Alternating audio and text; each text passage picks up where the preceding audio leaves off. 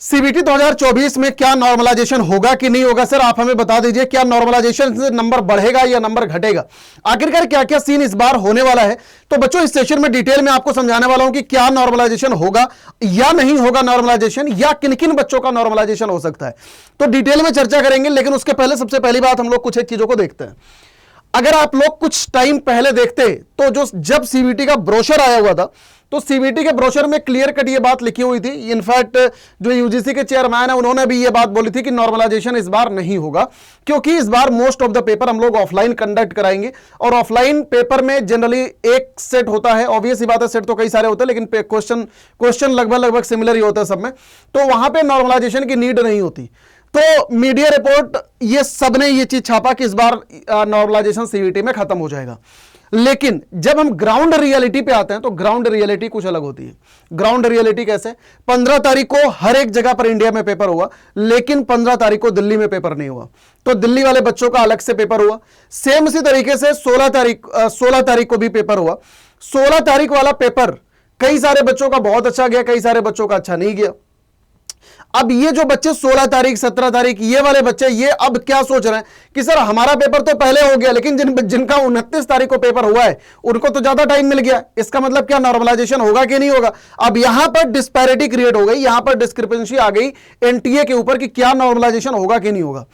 अब मैं यहां पर समझाना चाहता हूं आपको एकदम ऑफिशियल ब्रोशर के हिसाब से आखिरकार क्या सीन होना तय है और क्या चीज होगा, एकदम पक्की बात आपको बता रहा हूं। अगर आप लोग एनटीए का जो ऑफिशियल ब्रोशर है, इस ब्रोशर के पेज नंबर 64 पर अगर आप आओगे तो यहां पर देखो क्लियर कट एक चीज लिखी हुई है कि procedure to adopted for compilation of NTA score for the multiple session paper. पहली बात, एक बार मैं इसके पहले आपको समझाना चाहता हूं कि आखिरकार अभी आगे क्या क्या सीन होने वाला है। एक बार जरा स्टेप समझो, उसके बाद इसको समझाता हूं। पेपर खत्म हो गया, प्रोविजनल आंसर की आएगी। प्रोविजनल आंसर की जो आएगी इसमें आप आंसर को चैलेंज कर सकते हो। इसमें ड्रॉप्ड क्वेश्चन है कि नहीं है, ड्रॉप्ड क्वेश्चन पे नंबर बढ़ेगा कि घटेगा, सारी कहानी अभी प्रोविजनल आंसर की में होनी बाकी है। यहां पर बता दूं प्रोविजनल आंसर की में एक सवाल चैलेंज करने का 200 रुपये है, ताकि फालतू का चैलेंज ना कर सको। अभी जो उसके बाद क्या होता है, उसके बाद फाइनल आंसर की आती है। फाइनल आंसर की के साथ में रिजल्ट आता है। कई बार को फाइनल आंसर की एक आधा दिन पहले आती है, रिजल्ट उसके बाद आता है, ताकि बच्चे आराम से कैलकुलेट कर लें। अब यहां पर जो रिजल्ट है ना बेटा, ये रिजल्ट आता है एनटीए स्कोर। ये रिजल्ट आपका रॉ स्कोर नहीं होता। मैं आपको यहां पर समझा दूं, रॉ स्कोर ये होता है कि जो आप अपना नंबर कैलकुलेट करते हो खुद से, ठीक है, ये होता है रॉ स्कोर। लेकिन एनटीए स्कोर क्या होता है? एनटीए स्कोर आपका नॉर्मलाइज्ड स्कोर होता है, ठीक है। अब ये नॉर्मलाइजेशन कैसे करते हैं, नॉर्मलाइजेशन होगा कि नहीं होगा, अब जरा समझो। यहां पर ऑफिशियल ब्रोशर में देखो क्लियर कट लिखा हुआ है, ऑल्दो 2022-2023 में मल्टीपल शिफ्ट में पेपर कंडक्ट कराए गए हैं, तो यहां पर नॉर्मलाइजेशन की नीड होती थी। लेकिन जब आप नीचे जाओगे तो ये नॉर्मलाइजेशन का प्रोसीजर लिखा हुआ है। नॉर्मलाइजेशन का प्रोसीजर इक्वी परसेंटाइल मेथड है, जो कि आपको समझने की जरूरत नहीं है।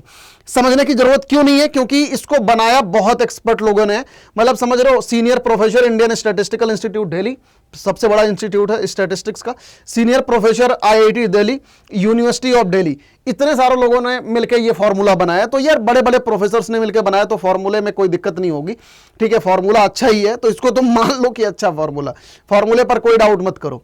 अब यहां पर मुद्दे की बात पर आते हैं कि क्या सर नॉर्मलाइजेशन होगा? ये सब नॉर्मलाइजेशन का तरीका दे रखा है कि नॉर्मलाइजेशन होता कैसे है, उसके पीछे का बैकएंड चीज दे रखा है, जो तुम्हें जानने की जरूरत नहीं है।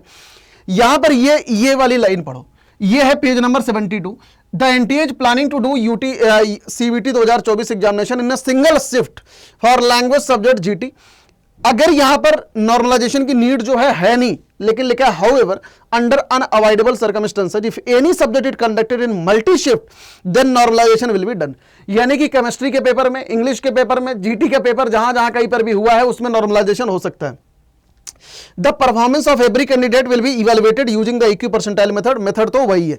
तो आई थिंक सभी मेरे बच्चों को यह बात समझ आ गई होगी कि जिन बच्चों का केमिस्ट्री का पेपर हुआ है, या इंग्लिश का पेपर हुआ है, या जीटी का भी पेपर इंडिया में जहां कहीं पर भी हुआ है, उन जगहों पर यह आपका नॉर्मलाइजेशन होगा। कोई भी पेपर अगर एक से ज्यादा बार हुआ है, उन जगहों पर नॉर्मलाइजेशन होगा, एकदम 100% तय है। क्योंकि ये चीज एनटीए के ऑफिशियल ब्रोशर से मैंने उड़ाया, ये चीज एनटीए के ऑफिशियल ब्रोशर में। तो और इनफैक्ट ये यहीं पे नहीं, आगे भी ये बात मेंशन है कि ऑल्दो हम चाहते नहीं है कि नॉर्मलाइजेशन करना, लेकिन स्टिल अगर नीड पड़ेगी तो नॉर्मलाइजेशन करेंगे, ठीक है। तो यही मुझे आप लोगों को समझाना था। तो जो बच्चे केमिस्ट्री का पेपर दे के आए थे डे 1 पे, जिनका पेपर खराब गया था और जो बच्चे बाद में केमिस्ट्री का पेपर दे के आए, जिनका पेपर बहुत बढ़िया गया, या कई सारे बच्चे जो कह रहे हैं कि बाद में पेपर आसान आया, तो अब पैनिक मत करो।